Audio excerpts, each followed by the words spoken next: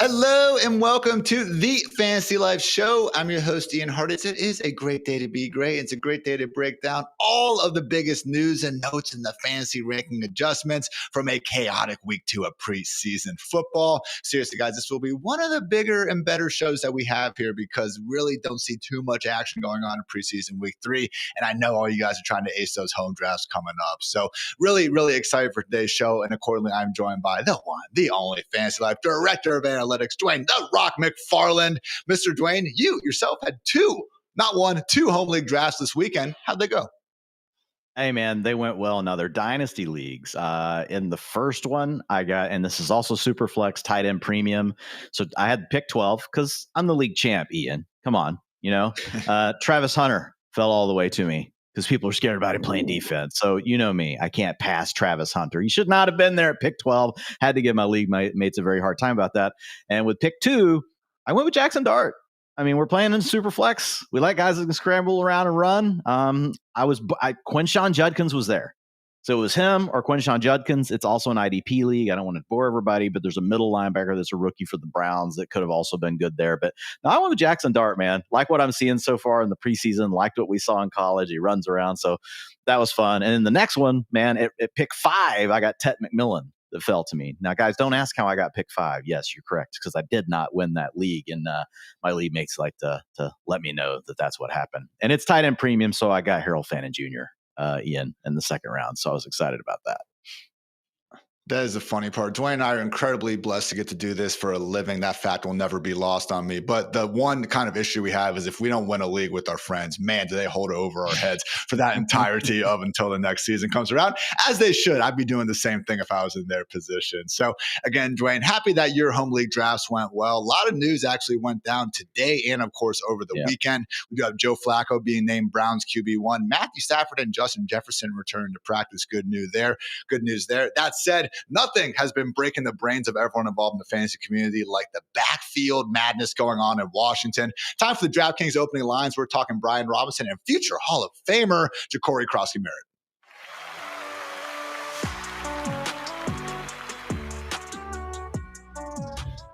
I'm just kidding about the future Hall of Famer, or am I? We actually don't know based on some of the madness coming out of Washington, but Dwain really has been quite the 24 hours there in Washington. Things started off actually last week, okay? We had the Athletics' Ben Standig sharing a hot take that he actually thought that Brian Robinson might be a sneaky candidate to not be on the Week 1 roster, noting how good Ja'Cory Crosby-Merritt has been performing. Then on Sunday afternoon, we had Fox Sports' Jordan Schultz report that the Commanders have been shopping Brian Robinson to teams around the NFL.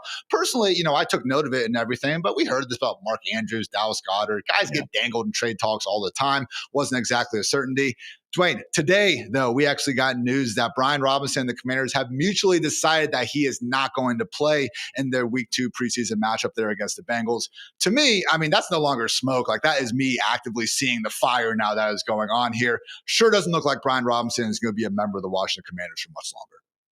Yeah, so we can't say for sure. So I think we've already taken precautions. If you guys are checking out the ranks over at fantasylife.com, you'll see that Ian and I have already moved up Crosby-Merritt, but he's already been climbing. So right now his consensus ADP is up to 170. And remember, guys, that's going across ESPN, Yahoo, Sleeper, a bunch of different leagues. So he's climbed 17 spots already in the last week. So we know that he's actually moving. And then if you look at the ranks right now, Charge is actually leading the way here for us, Ian. So he's got him at 36. You're at 43. I'm at 44.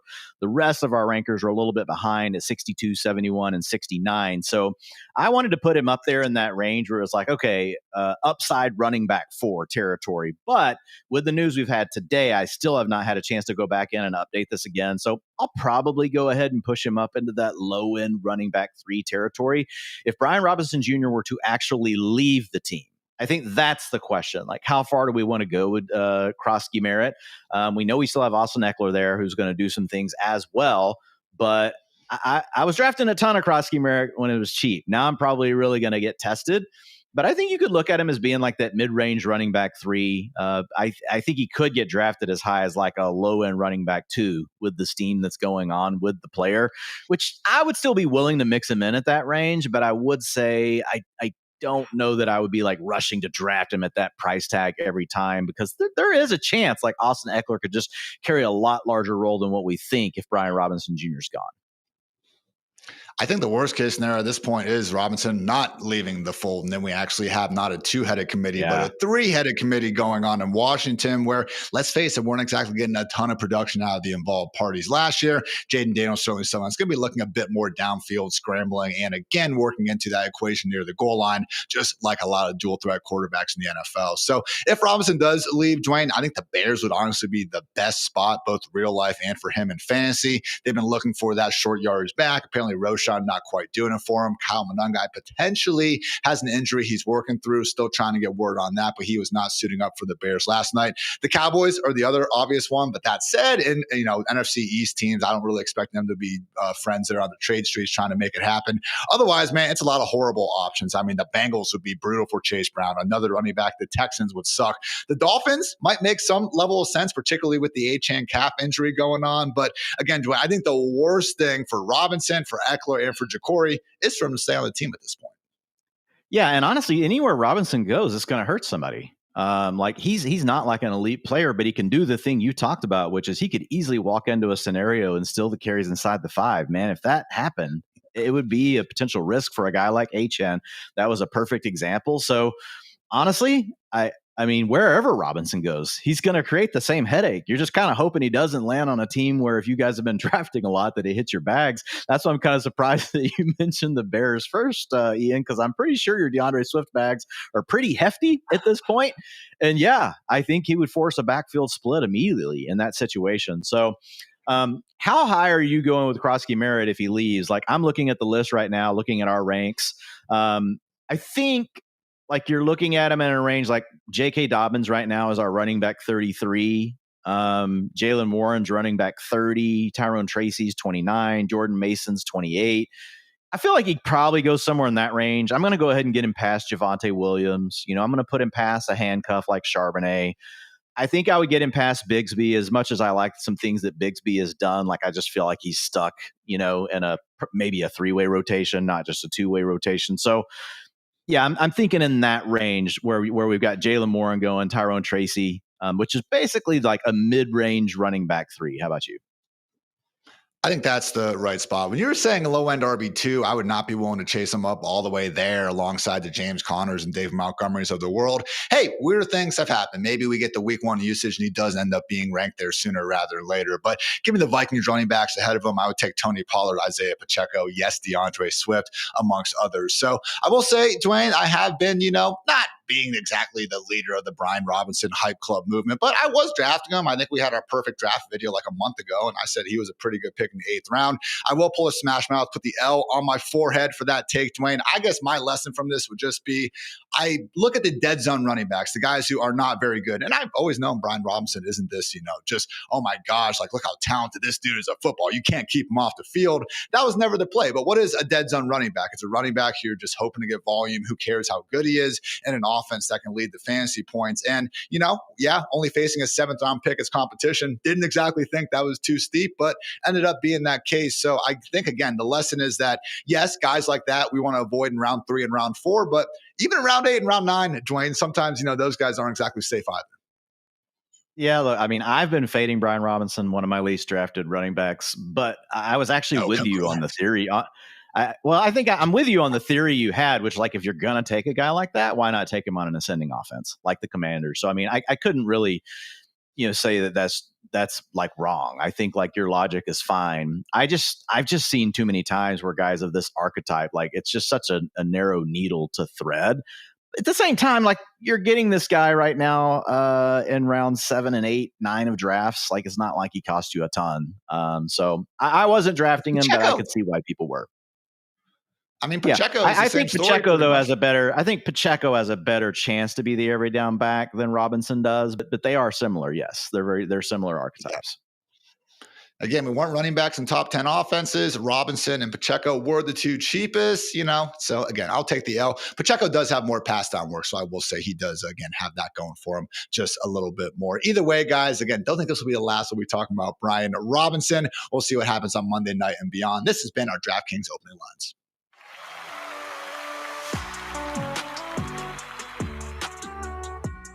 Listen up, baseball fans. Another epic night of baseball is on deck, and it is time to swing for the fences with my partners at DraftKings Pick 6. Right now, brand new customers who play just $5 on their first pick set will get $50 in bonus picks. Here's how to join in on all the action. Download the DraftKings Pick 6 app, sign up using my promo code FANTASYLIFE, choose 2 or more MLB studs, and call more or less on stat lines. Like, will they hit a home run, get 2 or more hits, or strike out 7+ batters?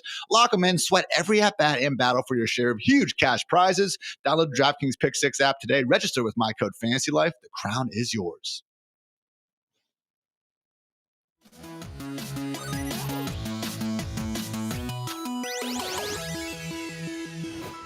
Again, guys, breaking down all the glorious preseason news and notes. It's time for the utilization report presented by DraftKings. Dwain, you have been grinding the film, grinding the stats, and everyone can find all of your lovely work on fantasylife.com for free, by the way. Again, Dwain does a great job breaking it down and just not overwhelming you with words, giving you the good, actionable insight, because Lord knows you guys have to go get on your days as well. So kicking things off, Dwain, plenty of quick hits to get to, but want to focus on 3 key backfield trends. First of all, that being Nick Chubb, looking a lot like the RB1 in Houston. Now, we do still have to wait for Joe Mixon and what's going on here, dealing with that foot and ankle injury. I would say the best report we have is from Texans beat reporter Aaron Wilson, saying that Mixon is not a lock to suit up for week 1. Who knows? Could be a lot longer than that. Based on the guys we have now, though, and based on what we saw last weekend, though, Dwain, does seem like Nick Chubb is a front runner to be starting here come week 1. Yeah, he handled 79% of the first team snaps. He had 100% of the rushing attempts. So whenever I say first team snaps, we're looking at the 14 plays that CJ Stroud played on, right? And then you also saw the other thing you look for is, does that running back continue to play in the game, or do they pull him off the field with the starters, right? And they're kind of trying to protect them. And that was the case. Chubb left the game. Had a 67% route participation, which was really high for Nick Chubb. That could just be a super small sample thing. I don't think we suddenly think that Chubb's going to turn into this passing down back. Plus, the Texans really have 2 guys that really more are that archetype, and Dare Ogunbowale and Woody Marks. So I think one of those 2 guys are going to collect a lot of the passing down work. But yeah, it does look like Chubb's the front runner. I do want to note that Dameon Pierce did rest in this game. He recently returned from the PUP with a quadricep injury, so he got the day to rest. They're just kind of trying to bring him along slow. So that's going to be Chubb's primary competition. So who knows if we'll get it this next week? Like you said, a lot of times in the 3rd week of the preseason, like they just rest all the starters. Last year, we did get a few teams that gave us some nuggets. I would love for it to be the Texans. I doubt it will be, because Mixon's hurt. They're probably just going to try to keep all these guys healthy. But I would love to see a game where we have Pierce and Chubb, because I think it could be a more even split between the 2. But as of right now, if you have to call it, yeah, I mean, Nick Chubb is the guy that's been running with the ones at camp. He has been splitting some of that time with Pierce, and then we saw it happen in the game. As Dwain mentioned, Dare Ogunbowale and or Woody Marks going to be making things complicated on pass downs. Not that that's ever really been a part of Nick Chubb's game we've been able to, really appreciate, at least in fantasy land. So not going to say that's, again, too out of the norm. But I do think the Dameon Pierce note is key, considering we were hearing about him splitting first-team reps in practice with Chubb. So right now, Dwain, looking at our ranks, you have Nick Chubb RB50. I'm a little bit higher, bumped him up just after this, and with the Joe Mixon pessimism seemingly keeping on. I have him as my RB42. Still someone, though, and, we've been on the clock here, real-time sports drafts. You guys can check those out on our Fantasy Life YouTube page. I will say, though, Dwain, as much as, we can rank Chubb here or there, really has been tough for me to click on this dude so far. Yeah, I think he's the kind of player that, like, if you started off with a hero running back build, and you kept taking the receivers, you got your tight end you liked, you got your quarterback you liked, and then you come back and right away you try to swing for some upside with those first few running back picks that you take, and then you want to circle back around to a player that just might be on the field that you can put in your lineup in week 1. Like, that's the box that Nick Chubb, that's the box he checks for you, right? So I think there's a roster construction thought process you can go through, and you're taking him, right? And it's still in a situation where you're not getting steamed way far up the draft board, and that you might just be able to use him for 3 or 4 weeks. And then he's not going to necessarily be worth very much to your roster, because he could just lose the job. Now, I want to say this, like, Nick Chubb, he's coming off this massive injury, but if anyone can beat it, like, it's going to be Nick Chubb. I mean, Nick Chubb is an absolute freak. You guys, I usually around this time of year post the pictures of him warming up for a track meet, when he's in high school. Number one, he is a more than a full-grown man. This guy already looks like he could wrestle a freaking alligator. And he's warming up in front of this dude, and he's jumping, Ian. You've seen these pictures. And he's literally jumping as high where he's over the guy behind him's head. And the face that this guy behind him is making, just like trying to act like he's looking down, but he sees Nick Chubb like just totally intimidating him. Like this is a thoroughbred athlete, man. This guy, if anybody can come back from it, and is there a better story to want to root for? A comeback from Nick Chubb. Sure. So yeah, I'm a little behind you in the ranks, but I think he can fit certain draft plans. Now, if you're already loaded at running back, Nick Chubb's not a pick you're going to be making later in the draft. Going outside the top 150 on ESPN and Sleeper, those would be the slots where I'd be a bit more willing to go get them. Yahoo, top 125 picks, a little bit tougher to wrap my mind around that. By the way, if you guys are going to be drafting in those home leagues, I have gone through and have actually strategy and value picks for you at all three sites for free over at fantasylife.com. So check those out if you are so inclined. More running back news, Dwayne. An injury, very unfortunate one, because I know we both been taking plenty of this guy, but De'Von Achane dealing with a calf issue right now. Mike McDaniel described that him sitting out this week's practice is, quote, preventative in nature, and he's not worried about week one. But again, despite us not being doctors, I would much rather our fantasy players that we are drafting in round one or round two not to actively be dealing with calf injuries. So, Dwayne, we were talking a little before the show just about, hey, if you're in round one or round two and you look at guys like Ashton Genty, like Derrick Henry, like even Drake London, Brian Thomas Jr., I don't think it's outrageous to take them over De'Von Achane. Again, they are actively not dealing with injuries. That's enough of a tiebreaker for me when looking at, again, very, very good players across those positions. The bigger story, though, is what to make of this growing backfield competition behind Achane, because, again, if he is going to be missing time, we, of course, would be rushing to pick up these backups. All along, we figured it was going to be Jalen Wright, and that has been the case in terms of usage, but, man, Dwayne, I don't love when the guy can barely seem to pick up a yard, and now he's putting the football on the ground. And, yes, Ollie Gordon's been playing against some third and fourth stringers, but, again, hasn't been hard to look better than Jalen Wright so far in the preseason, and accordingly, Ollie Gordon has. Yeah, I mean, this one it's the conflict of what you're seeing on the field and the way that the player's playing, and then like the other signal, which is the playing time that the two guys are getting, and knowing that the way the player is performing could also change the way the coaches think in the future, right, around that playing time and how they want to divide things up. But if you look at Jalen Wright, this is a player that played 100% of the snaps over the first three drives with the starters this past weekend. Now, two arrested. So we're talking about basically the second string guys. He was playing with only one starting offensive lineman. The rest of the guys were out. And it was a rough day. Like you said, he had a fumble on his only carry. He had 3 yards on 4 attempts. But he's still showing to be the number 2 right now, at least in the coaches' minds. The vibes are not good. But if I had to pick today, I do still think Jalen Wright is the running back 2 heading into week 1. I just don't know how long the leash is. We talk about Ollie Gordon. He's got the 50 yards on the 10 rushing attempts. Ian, he is a bigger guy. He honestly kind of complements what Achane does once healthy a little better probably than what Jalen Wright does. If Gordon can, prove that he's, worth being on the field. So when I look at these two guys, I'm still taking Jalen Wright ahead, but I did move Ollie Gordon up into like my top 190. With this news on Achane and just the fact that Wright has not been playing as well. I think I have Jalen Wright like 155, 160. So he hasn't fallen way down the ranks because it's hard at this point now to move him down in, because if we know that Achane is hurt and he's starting off the season hurt and we're seeing these snaps, like, man, you hate to overreact and freak out now on Jalen Wright. And then come week 1 when all the starters in there, we know this guy has the explosive playmaking ability. We know that he has the long speed. We know that he's a fit for a lot of the kind of runs that they like to use with Achane to quickly get the running back to the edge. So I don't want to completely freak out, but yes, the vibes are bad. Like if you have a vibes meter right now, it's really bad.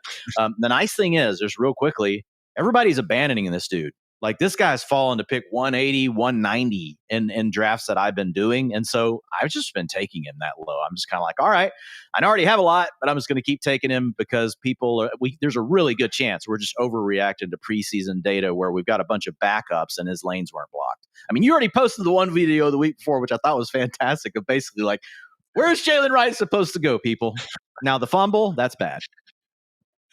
Again, last week was bad. The first week, though, everyone was talking about, he couldn't crack into the end zone with 3 tries from the 1 yard line. And yeah, you look at the plays, the all 22 people, and there was nowhere to go. I am telling you, Dwayne mentioned the starting O-line not being out there. And what do we say before every preseason, Dwayne? It's not the performance that necessarily matters. It is the usage far and away. But again, can we just not have the performance be literally 1.5 yards per carry versus 4.6 from Mr. Gordon? And again, just looking good out there and rocking that number 31, man, it's hard not to have some level of Raheem Mostert flashbacks as well. So I'm with you. I haven't had Ollie Gordon jump Jalen Wright in the ranks or anything, but it has caused me to mix in Gordon a little bit more in some of these deeper leagues. So again, not getting scared because again, the nucleus with Wright has always been, even if he doesn't get that standalone value, still was priced affordably enough simply to be Devon Achane's handcuff.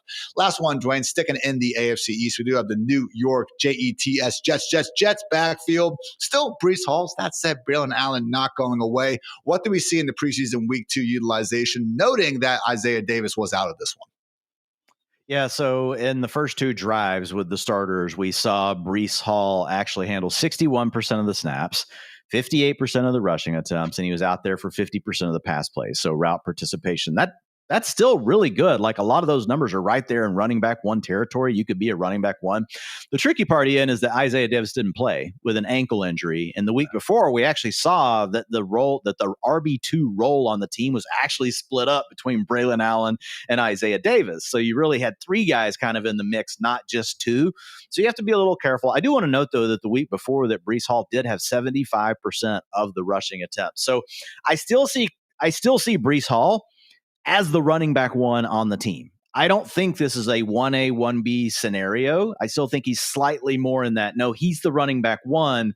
The challenge is like having 2 guys behind you trying to challenge for snaps. In this past week, it was Braelon Allen without Isaiah Davis, and he handled 44% of the snaps. He had 42% of the rushing attempts, and he was not very active in the passing game, which is not really Braelon Allen's forte, guys. But he did get 100% of the short yardage carries. So Allen is a guy that definitely, we saw it early last year, flashed a little bit, but then just fell off as the year went along. Obviously, the big thing here is we've got the coaching chat, we've got the coaching staff change with Aaron Glenn and Tanner Engstrand coming over from the Lions. And they have been saying all along that we want to have this like Jahmyr Gibbs and David Montgomery. I personally don't think Braelon Allen is as good as David Montgomery. That's me. But if the coaches do, and this is what they want to do, it does hurt. So kind of the way I'm handling Hall at this point, Ian, I did move him down in the ranks. I don't want to move him too far because he still is one of the few players in the league that checks the boxes of having the physical attributes you want. He has the size, he has the speed, he can work on the passing downs. He's been a high target earner before, and we know that he can score those touchdowns from inside the 5-yard line. He's got the size for that. So he has this theoretical skill set that's very hard to find in running back. So I don't want to overreact, and there's a chance that, they just decide, he's too good. We're going to keep him out there more. But you do have to move him down. At this point, it's like, okay, we've seen enough of them using these other 2 guys. The ceiling is not a 70% snap share like I thought it was. I think it's more of a 55, 60% ceiling, which is still a good player, but you need value on his ADP. You can't take him in round 3 anymore. Now I think he's a mid to late round 4 pick. And honestly, man, round 4 is a little bit tough for me when we could potentially have a Jalen Hurts there or George Kittle or even, again, some of these other running backs. Like at this point, Dwayne, why draft Breece Hall over James Conner?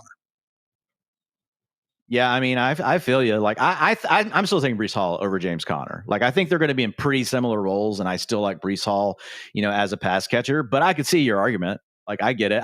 I try not to overreact to this stuff. I feel like his ADP is falling about to where he should be. And I'll just say this, Breece Hall, like in a pure run out, like as far as like his skill set goes, like I'm not crazy about the offense.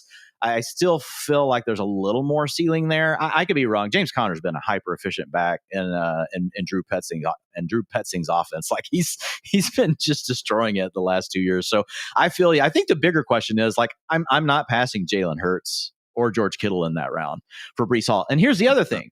As much as you guys are playing in leagues like us where you're having to take Trevion Henderson and Omari Hampton in round 3, in home league still right now over in ESPN and Yahoo, you're getting Omari Hampton and Trevion Henderson in round 4. I'm taking both those guys over Breece Hall. 1,000%. And again, I was with you last week. It was a pretty quick thing. It's like Breece Hall or Trevion. Okay, we're going with Trevion at this point. It was just my second kind of looking at it this week where all of a sudden I was like, should we really be going with Breece over James Conner, over Alvin Kamara, over even RJ Harvey, Dwayne? And again, I do think at some point that Jets offense needs to be at a bit of a tiebreaker here. I mean, again, would you honestly have Breece still ahead of those guys as well? Same tier for sure. But honestly, at this point, I can see myself going with Harvey, Kamara, and Conner all over Breece Hall. Yeah, I think it's a tier of guys, but I think the point is like, with now that Brees is in that kind of range. Like, that's not where we were thinking of him, just like you said 2 weeks ago. So, and here's the thing. I know that Brees Hall can still do it. Like, this is who I would like to see get traded. Let's get a Brees Hall trade to the Dallas Cowboys. Wheels up. Wheels up, man. That would be amazing to see something like that. Brees Hall's good enough to take over a lot of running back rooms right now, unfortunately. His coaching staff doesn't see it that way on the team that he's on.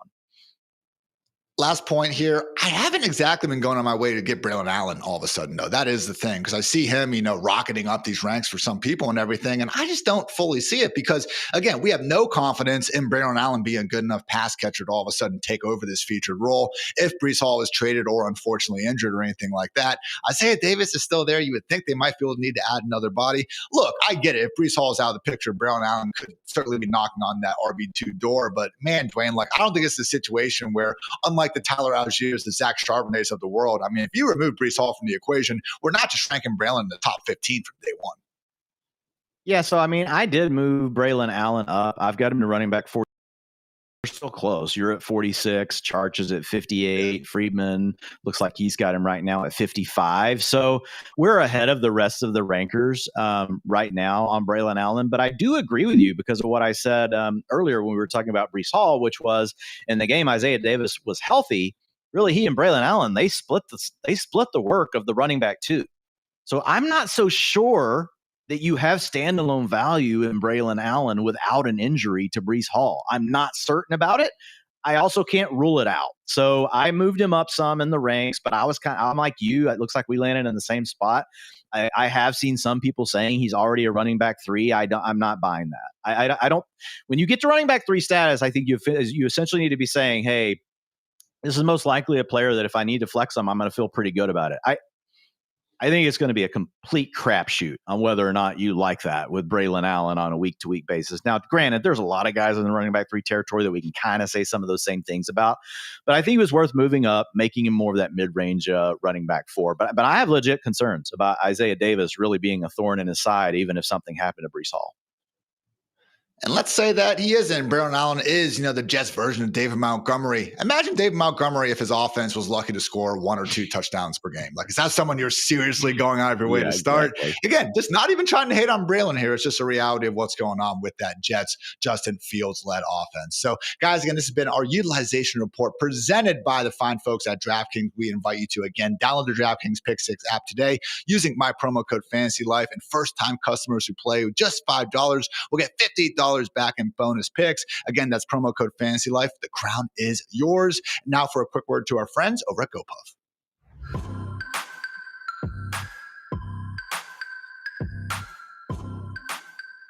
Guys, your league mates want you distracted. They want you to run out of snacks, out of drinks, and running to the store while they draft your sleeper. Don't give them that satisfaction. Heck no. Call in GoPuff. Snacks, drinks, and everyday essentials delivered in as fast as 15 minutes. 60% off your first order with code FANTASYLIFE60. Again, only at GoPuff.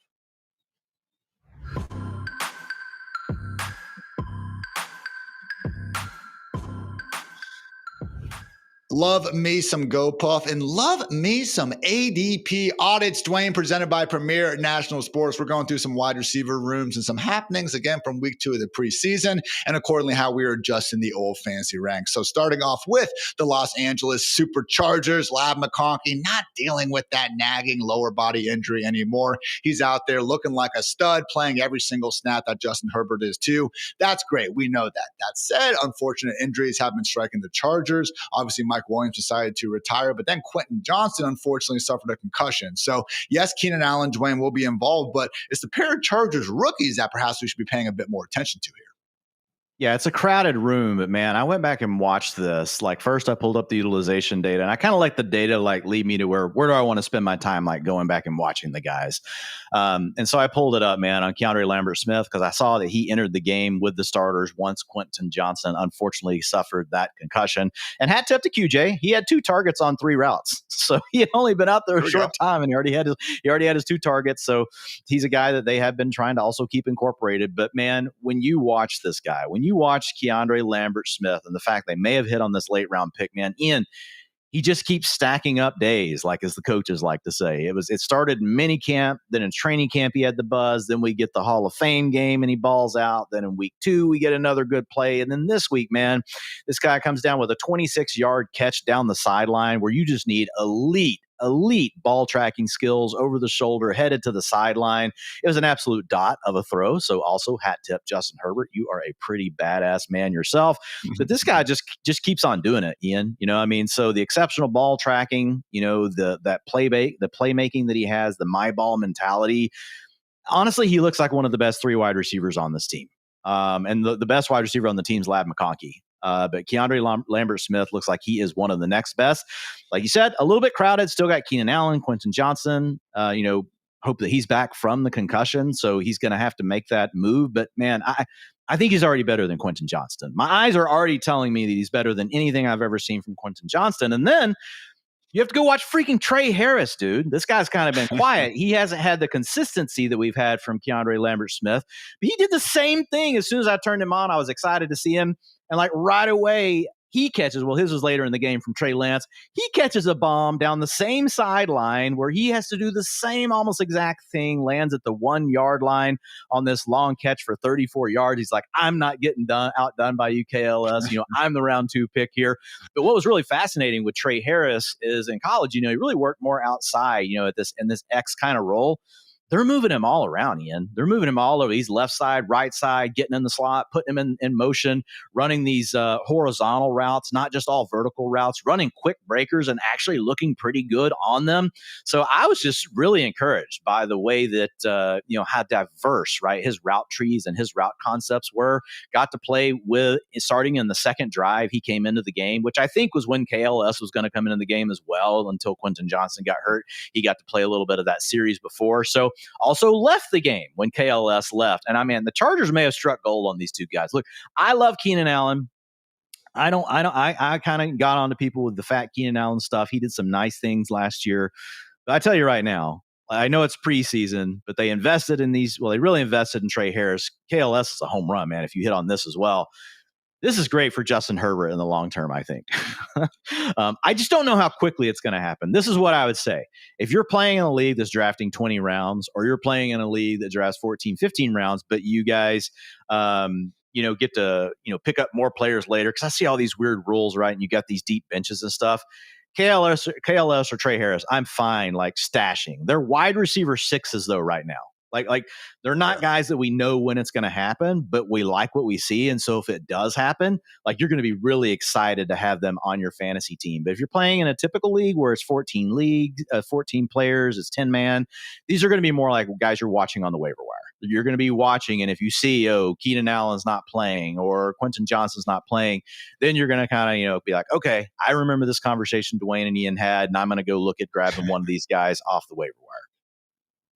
Because it is that situation where even if they are better right here today, it's not a guarantee they're just going to completely displace a healthy Quentin Johnston or Keenan Allen from the starting lineup. So I'm with you, where my main takeaway is just this is really good for Justin Herbert. And I think this is another good reminder too, man, to remember you're going to have guys like Justin Herbert, Jordan Love, Trevor Lawrence, JJ McCarthy, potentially available literally in the last round of your drafts, okay? I was in a 14 team, got these belts behind me trying to win another one, Kings Classic drafts where, all of us alleged nerds and experts and stuff.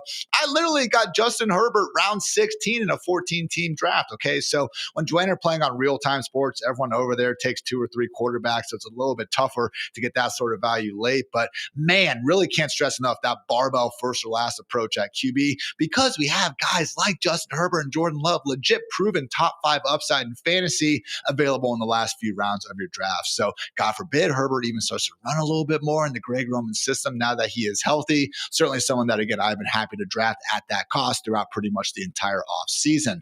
Let's talk about another wide receiver room, Dwain. And we didn't get a ton of necessarily new information here. We obviously knew Ricky Pearsall was going to be starting for the 49ers, but man, still watching that first drive, man, 3 catches, 42 yards, I believe it was. Again, just showing great chemistry with Brock Purdy, running the crossing route and just sitting right before the linebacker could follow him in for a chunk gain, getting the dig, before he was even out of his break. Brock Purdy even spoke about it after the game, speaking to, again, just their level of chemistry right now. So Jauan Jennings, still a little bit unclear how much of his holdout is the calf related or is it the contract. Brandon Ayuk's on the pup list. Demarcus Robinson also low-key, as you noted, set to serve a 1 to 3 game suspension. I think it is 3 games, actually, for stuff he had going on as well. So, again, all things really lining up for Ricky Pearsall, Dwayne, someone who, again, as we have on the site right now, is a bargain on home leagues. I mean, pick 120 on ESPN, man. That should be an auto click for folks out there. Yeah, and look, I mean, don't be shy about taking them a little bit earlier. You want to maximize your value. But you guys know your home league, so you know whether the players that are drafting with you are actually following the queue that they're looking at, which is going to be sorted by ADP, or if they have their other sources. So it's going to come down to that. But the big thing with Pearsall, like you said, it's not necessarily new. We knew that he was already going to be the starter, so the 88% route participation, not surprising. But getting a 57% target share on the play, if again, very small sample, this was one drive that Brock Purdy was out there. But while he was, Ricky Pearsall was his guy. And I think the other telling thing is as soon as Brock Purdy left the field, you knew who left the field with him? Ricky Pearsall. Put him in bubble wrap, said, you're done, son. Get over there on the sideline, sit down on the bench, have some fun. Enjoy the fact you got those 4 receptions and you worked well with the first team offense. But here's the thing, man. Jauan Jennings, I really like as well. But if this is just a contract thing, you're about to mess around and find out, bro. Like, you're about to give away your biggest opportunity of your career, because at some point, Brandon Ayuk's going to be back this year. And if Ricky Pearsall has this established rapport already working and he's got the first round draft capital, it's very likely that Kyle Shanahan could say, this is the guy I'm going to scheme up all the extra looks and the stuff that we know that Kyle will do, like Sean McVay, that you don't get in other offenses, the freebies. Ricky Pearsall in real life might be a 20% target share guy, but he lives in one of the few offenses in the NFL, Ian, where he has a coach that can turn that into a 26, 27% in a hurry. And that really matters. And Jauan Jennings could lose that. So he needs to get back on the field, man. I think you need to stop playing games. The team already committed to you the year before, even though you hadn't really done anything. They basically said, we know you're good. You just haven't had your chance yet. So come on, man, get out there on the field, because we like Jauan Jennings as well. But man, if Pearsall just continues doing this and it happens in the first couple of weeks of the season and Jauan Jennings is out, it could be a scenario where Jennings is the guy that's going to be the odd man out once Brandon Ayuk comes back and Pearsall's then locked in. But I think the big takeaway here is what you said. Going way too late in home leagues, you can get him round 8 or later on multiple sites. So Pearsall's a nice, injection of upside that you can add to your roster if you're not crazy about the wide receivers you took, or if you like the wide receivers you took early, you can still take Ricky Pearsall. And honestly, Jauan Jennings, where he goes, he's sliding even past some of these ADPs because of concern for that calf issue. I don't mind throwing a late round dart on him. Guess what? If you have an IR spot and if you really have a keeper spot, I'll take Brandon Ayuk later as well, because we know his ADP is going to be far, far lower in 2026 and beyond, again, once he is back to being his healthy baller self. But yeah, guys, Ricky Pearsall, again, someone where when you are comparing him against the Roma Dunze's, Jacoby Myers, Chris Olave's of the world, I think at some point you have to look at this 49ers system, Dwayne, and we can talk about how much of it is due to Shanahan or Purdy or the receivers involved. But end of the day, Brock Purdy, if you set the threshold right, number 1 NFL history in yards per attempt and passer rating. Okay, so if you want to call him a system quarterback, you're wrong. He is much better than that. But so what? It's a great system, and Ricky Pearsall is now a key cog in it. Accordingly, you should be more than willing to draft him. Again, one of the best true later round wide receivers you can draft in all of fantasy right now. Dwayne, one last point to get to. Again, this is more of a complimentary wide receiver issue, but Houston, we maybe have a problem. I'm sorry, that was lame. But Nico Collins scored a touchdown in their first team unit. That's awesome. We all love Nico. We continue to draft them all over the place. However, Dwayne, was not Jaden Higgins, was not Jalen Noel actually working as the number 3 alongside Nico Collins and Christian Kirk.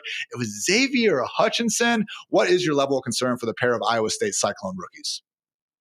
Well, the Xavier Hutchinson thing, I don't get too stressed about, because we do see this, right? The play when you're dealing with a lot of these young rookies is really you're drafting them to be good on your team later. The challenge is a lot of you guys are playing in smaller leagues, 8-team, 10-team leagues, where you don't have time to jack around with some dude like that clogging up your roster for 4 or 5 weeks. Ian and I are playing in drafts where you're drafting 20 rounds. We're taking Jaden Higgins. We're taking Jalen Noel. We're drafting all these players because guess what? If you don't, there's no one on your waiver wire.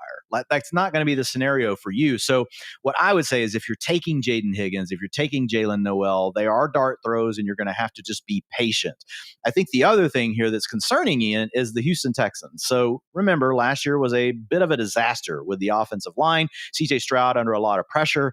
They're really showing some tendencies here that they want to really try to be a more balanced offense. And they really mixed up their personnel with the first team unit this weekend. Again, small sample size here. We look at CJ Stroud. He played 14 snaps the first 2 drives. That's typically what you get for the starting offensive unit in these games.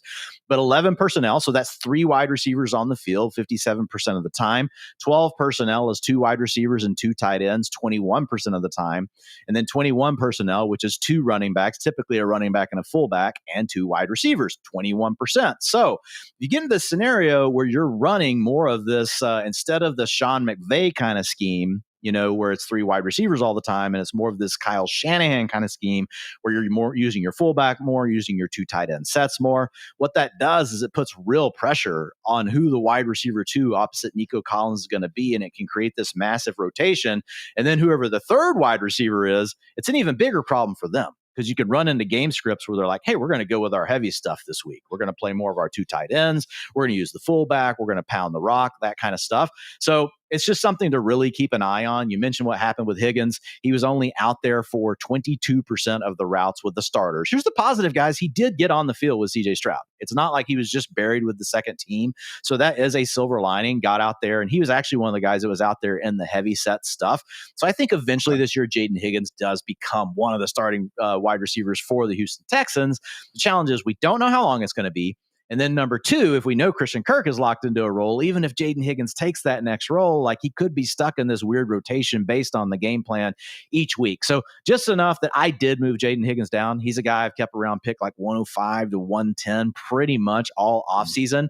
I dropped him down into that 125 range this morning. And the main reason is I know most people drafting from our stuff, they're playing in home leagues. And I think Jaden Higgins will probably be a guy that you end up releasing early in the season and you have to circle back to pick up. Now, this stuff sometimes is just completely wrong, guys. So I don't mind you still drafting Higgins, and you can take him. And if week 1 this same stuff's happening, then you can just drop him. Because we've talked about these sort of things, Ian, and you know it. We've both talked about it in the past. We've had these sort of things happen, and then week 1 comes out here, and it's like, oh, Jaden Higgins, 90% of the routes, even though this stuff happened in preseason. So I didn't get too cute, but I did move him down a little bit in the ranks. And one final thing, Jalen Noel had a 22% route participation with the starters as well. So he and Jaden Higgins are honestly just kind of neck and neck. So they're really battling each other for these reps. That's the other factor. And if they do start to flash, maybe it becomes this ugly 3-way rotation with Christian Kirk, who's someone that we can't exactly be overly relying on early in the season as well. So good reminder, something Dwain and I have certainly stressed as we've done our drafts and written our strategy articles, guys. The more times that you can leave the first 9 or 10 rounds of your draft with 5 or 6 legit stub wide receivers, the better, okay? Because you're going to have 1, hopefully 2 running backs in the first 3 or 4 rounds that you can build around. And then once you get to round 11 and beyond, guys, that's handcuff RB territory. Don't want to be dealing with these questionable young wide receivers early in the year, at least as much as we can avoid to do so. But yeah, guys, again, plenty more quick hits on the way, though. This has been the ADP Audit presented by Premier National Sports.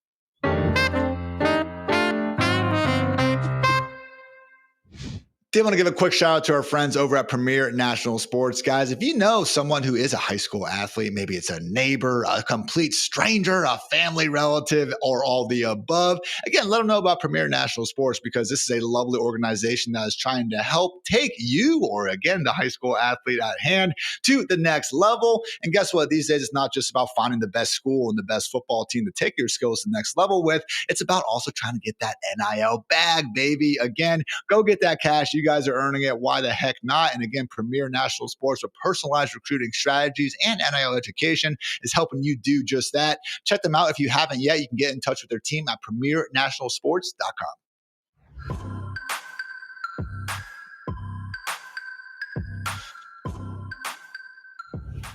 Quick hits, Dwain. Again, invite everyone to check out your full article at fantasylife.com for free. But in the meantime, we are going to run through some of the other happenings from preseason week 2. Starting off with some running back goodness. Isaiah Pacheco looking like the clear-cut RB1 Kansas City, despite Brashard Smith also making some plays in his own right. Yeah, I mean, Pacheco played the first 3 snaps of the first drive before resting, but this also matches what we've been hearing over the last week from the camp reports, right? That it looked like Pacheco is starting to distance. So when you start putting 2 and 2 together, that's one of these scenarios where I did move Pacheco up the ranks a little bit this morning. To your point, Rashard Smith did make plays as well, but he only had 1 snap on the second drive. It was one of those jet sweep touch passes that we all know it's a run play, but you get a reception point for it in PPR, which is, I guess, it's kind of sweet. It's a little bit of a cheat code. But yeah, Rashard Smith does look very explosive, very slippery. So he's a guy that I think we could be looking at later in the year as being someone that's earning some of that passing down work. But I do think that it is Pacheco looking pretty good. I do want to say Kareem Hunt rested in this game, but we had 4 of the 5 starting offensive linemen out there for that first drive for the Chiefs. So they were looking to see what they could get going on the ground. And Pacheco got those first 3 carries before they put him in bubble wrap. Heard Peyton Manning joke one time about how many more passing touchdowns he would have had if they made those touch passes more of a thing back when he used to play. How about the Seattle Seahawks, Dwayne? Zach Charbonnet out there looking good. And I will note, yes, it's the preseason. Can't stress enough, it is the preseason. Seahawks offensive line, maybe it's the Kubiak influence looking good, man. Last year, they were actually 30th in running back rushing yards before contact per carry. Also horrible, 29th last preseason. This year, Dwayne, 4th at 1.6. Charbonnet continues to look like one of the better handcuffs in all of fantasy.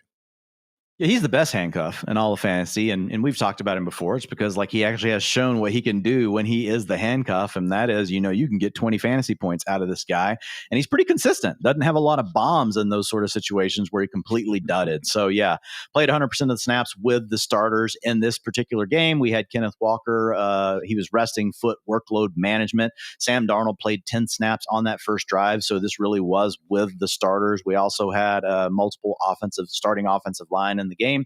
So yeah, Charbonnet, number 1 handcuff in fantasy football.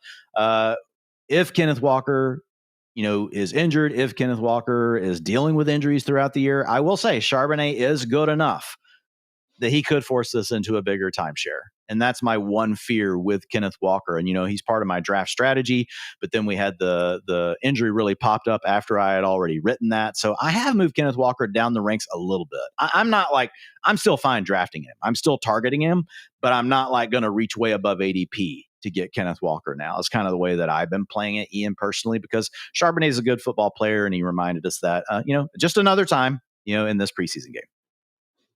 Jaguars backfield week 1. Travis Etienne was the starter. Week 2, Tank Bigsby, but Braelon Allen is there as well. What do you make of this right now, Dwayne? This is a real mess. That's what this is. If you pinned me down and said, hey, man, Girl Scout saunters to the door and I have to put my mortgage on it. She's got the switchblade out. It's going to be a complete mess. I think Tank Bigsby gets the early down work, maybe up to 50% of it. I think Travis Etienne gets the passing down work. I think in the games where the Jaguars are trailing, Travis Etienne also takes over more of that rushing workload because he just happens to be the guy on the field. And then when they audible to the run, they hand the ball to Travis Etienne. I did see some stuff about Tank Bigsby, and yes, guys, he caught a screen pass, but don't confuse that with now he's suddenly this amazing receiver. But it was a nice play by him. Reversed field, got 19 yards out of it. So Bigsby, he can ball when the ball is in his hand. So Bigsby, I think, is a guy that he's a running back 4 now, but more of kind of that touchdown dependent nature. The guy we talked about earlier in the show, Brian Robinson Jr., he really fits in that mold. He's a more explosive player in my mind than what you get with Brian Robinson Jr., but really a similar sort of player. So you don't want to push him too far up the board. Travis Etienne right now, I think he's a low end running back 3, and the main reason is I think he's more insulated from really bad game strips, Ian, because of what he does on the passing downs. And then the real fly in the ointment could be Braelon Allen. He's a guy I am still drafting. He's the guy that could come on later in the year, but right now he's only a running back 6 stash, not getting on the field with starters. And one final note, I know this is a rapid fire, but LaQuint Allen rotating in with Tootin. So essentially Tootin became Tank Bigsby and LaQuint Allen became Travis Etienne on the drives that they were out there. Not the same extremes because Tootin had 75% of the rushing attempts, but Quentin Allen got almost all the passing down work over Tootin. So if we did have a scenario where one of these other backs were down or got traded, whatever, I do think LaQuint Allen is going to be a running back 3 that's going to kind of be a fly in the ointment here. Moral of the story, trying to leave every draft with some Jaguar running back of all shape and size. As long as we don't know what's going on, the prices are all going to be nice and depressed. Travion Henderson, Dwayne, move over. Jamar Chase, Mr. 101. Oh man, I really want this guy to stop making these plays. I was going to get him in my second draft this weekend, but obviously after another touchdown, he moved up. Even in Dynasty, someone took him at pick 4, and I had tipped the guy. I ultimately ended up getting Ted McMillan. I was fine. But Trevion, man, 60% of the snaps with Drake May, and that was over 2 drives. We did have the start from Antonio Gibson, so hat tip to one of Ian's favorites. But over those first 2 drives, the 2 guys rotated, and it was still really Trevion getting most of the work. He parlayed that into 4 attempts for 20 yards, including a nice touchdown between the tackles, targeted 1 time, and he did lead the running back room in route participation. And so, look, man, he's going to be in a timeshare. Like, he's going to share time with Ramondre Stevenson. If Ramondre Stevenson out, he could even still share some time with Antonio Gibson, like what we saw in this game. But I'm just going to say it again, Ian. It doesn't matter. He's so good. He's so explosive when he's on the field, the things they're designing for him, what he can do in the pass game. He's my running back 13 right now. Like, I think you're at 16. We're by far the 2 highest guys on the staff on Henderson. There are people that are more cautious. But, I mean, it's not just seeing this stuff in preseason. This matches the profile we knew he had coming out of college. The big part, though, in the preseason that has helped me move him up is seeing how willing Josh McDaniels is to use him in the passing game.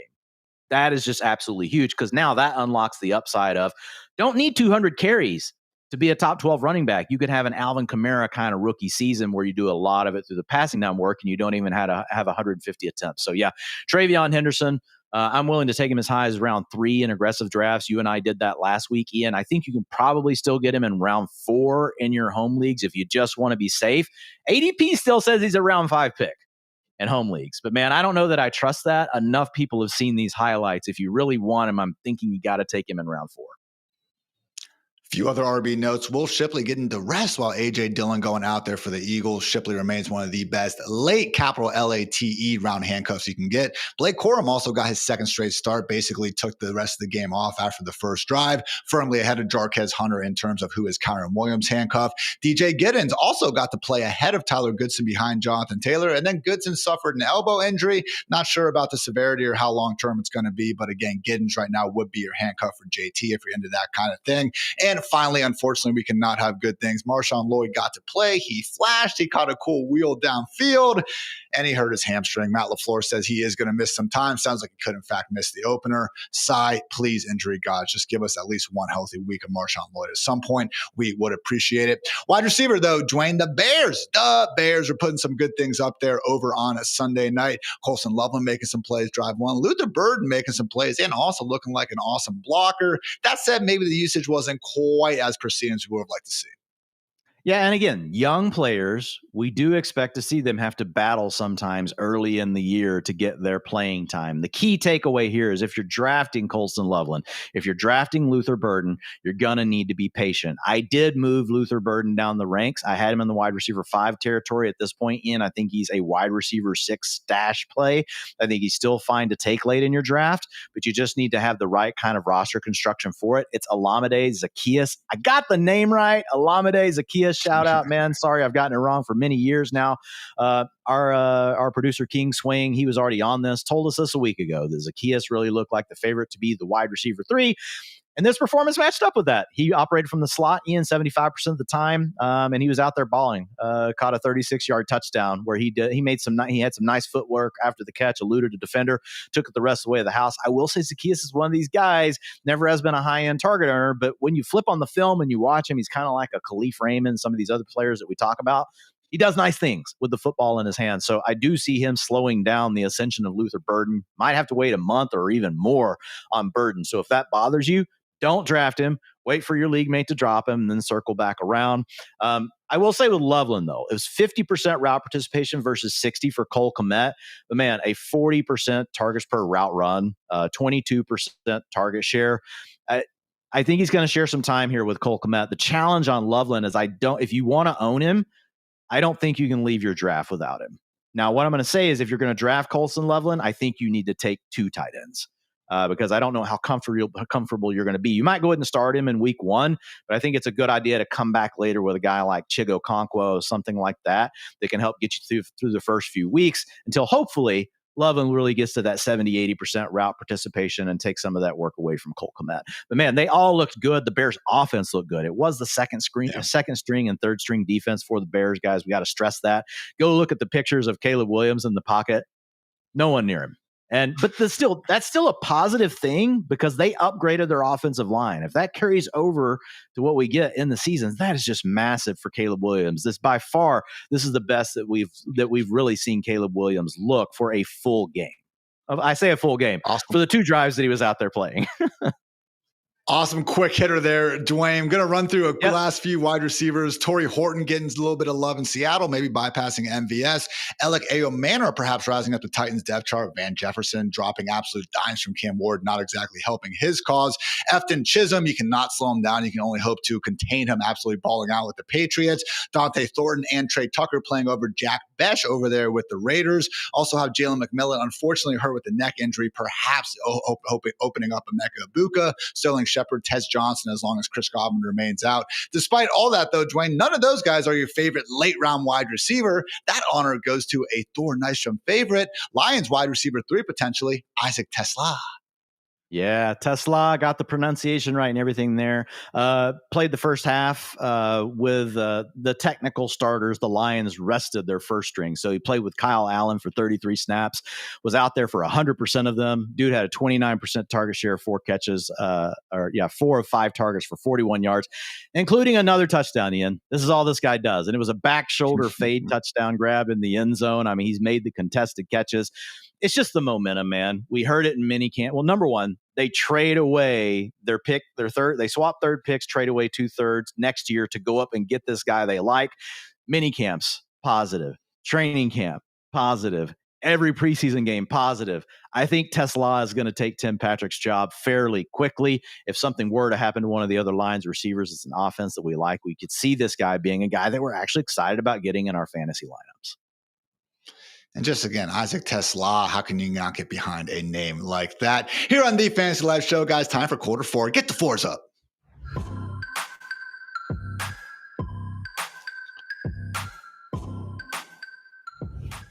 I'm a big fan of data, everyone. I don't have a podcast called Talk Data to Me. That would be Dwain over here. So again, you can say relative fan over here, but I like it. That said, Dwain, I don't like it all the time, particularly when it leads to some absolutely ridiculous claims like Brock Bowers' first team preseason usage all of a sudden being a reason to fade the man. Now, myself and Jake Seeley on the Friday edition of the Fantasy Life Show talked about Bowers and talked about how we actually aren't loving the idea of drafting him before that round 2, round 3 turn.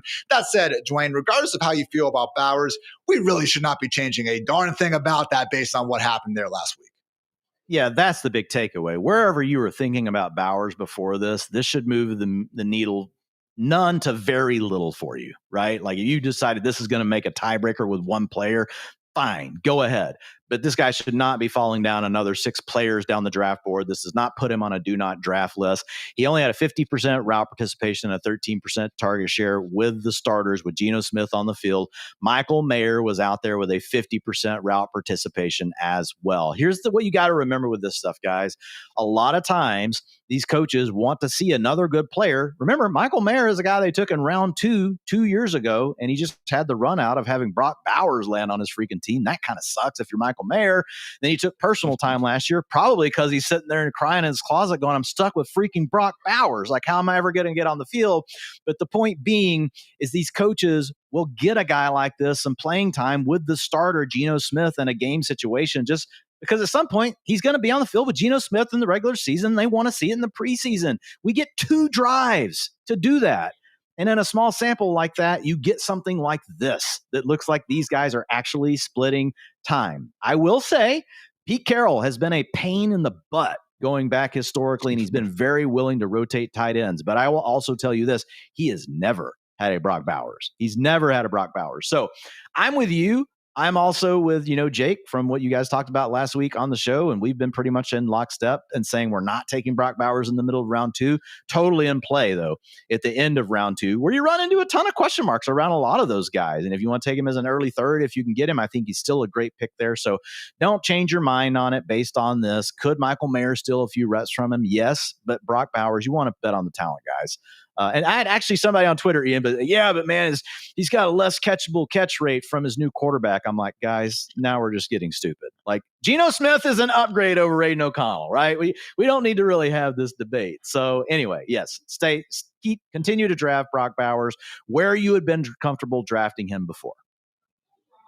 Couple quarterback battles before we get out of here. Indianapolis Colts, Anthony Richardson, Daniel Jones squaring off. Jones got to start last week. That was planned ahead of time. It was Richardson, though, who looked like the better quarterback. He actually made the easy look easy, which is pretty rare when you're watching Richardson take snaps at professional level, and also threw a couple absolute dimes, most notably one to Anthony Gould that unfortunately got called back because A.D. Mitchell is still working on lining up on side. So, Dwayne, I think it's a situation where it seems like things are trending for Richardson to be that week one starter. And honestly, man, we talked earlier about if he kind of missed the boat on some of these quarterbacks going early. No, for the love of God, please don't leave drafts with Anthony Richardson as your QB1. But if you have the Trevor Lawrence, the Jordan Love, the Justin Herbert type, I could think of a lot worse picks than a round 17 or round 18 Anthony Richardson lottery ticket.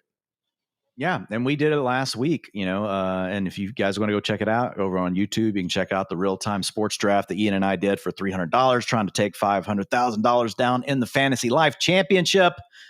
And it was Richardson that we took as our third quarterback, Ian, because of the upside that we get. We're acknowledging that he could be a complete bust. He could be hurt in week one. It's okay. We got him in like round 16 or 17. You're not going to find many players on your draft board with that sort of upside, especially if quarterback is the position that you happen to wait for and you're just looking to catch lightning in a bottle. And Ian, it might just be for 4 weeks. But in those 4 weeks, you could get to use him. So I'm completely with you. Anthony Richardson is the guy because we know he'll start early in the year. The other name I'll throw out, if you're willing, and if you're into stashing players, it's Jackson Dart. He's looked absolutely tremendous, and he's willing to scramble around as well. So that would be the other name. But Richardson, we think, is the likely starter week one. So yes, you give preference to him. Shout out to Dart, had a pair of real nice seam balls. I mean, again, when that dude sees his first read and he has a pocket to rip it, dude does have a ton of arm talent. Also snuck in for a touchdown at the goal line. Love seeing that. It's still Russell Wilson's team. I mean, we did see Brian Daboll confirm that. And in Russ's defense, man, like he threw this 60-yard moon ball out there with something named Bo Collins where didn't even have a clean pocket to fully step up in. Clearly still got that arm strength. But hey, guys, again, invite you guys to check out Dwayne's article for free at fantasylife.com with all these takeaways. Also check out our Fantasy Life rankings, tools, utilization stuff that will cost you a little bit of money, but a little bit less now because with code Dwayne and code Ian, you can get 20% off. How about them apples? But in the meantime, just have a great rest of your day. So for Dwayne, for producer Matt, for producer Kelsey, I'm Ian. Thanks again for tuning into the Fantasy Life Show. And until next time, take care, everybody.